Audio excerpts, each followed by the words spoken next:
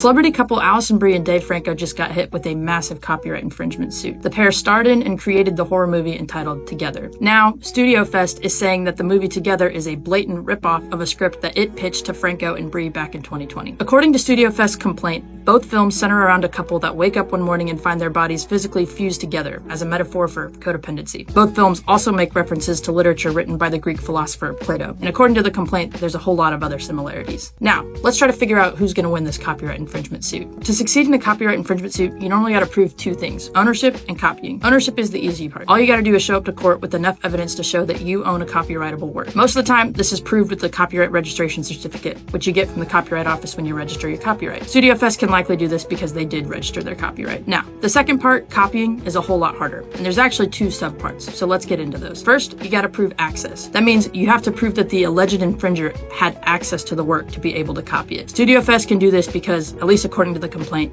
they pitched the script to Brie and Franco way back in 2020. Now, the second subpart, substantial similarity, is where it gets a whole lot harder. It's not enough to just say that there's a couple elements in this film that are substantially similar to a couple elements in this film. Instead, Studio Fest is going to have to prove that there are parts of the new film that are substantially similar to the copyrightable elements of the first film. If that sounds confusing, it's because it is. General ideas and themes are not protectable elements, but specific ideas or really developed characters, those are protectable. It's a massive gray area, and it's decided on a case-by-case basis. The same thing happened back in the fall when the new medical drama The Pit premiered on HBO Max. That film was allegedly a derivative of the 90s hit series ER. There was some overlap between the creative team in both series, and there was an actor who was in both shows. However, that's not really enough for copyright infringement. Since doctors, nurses, and emergency rooms aren't protectable elements, this probably isn't a good copyright infringement case. But the Dave Franco case is a little bit of a closer call, at least according to the complaint, because there's some similarity between the character dynamics, the philosophical themes of both films, and some specific scenes. Both cases are still pending, so we'll have to wait and see whether either plaintiff is successful.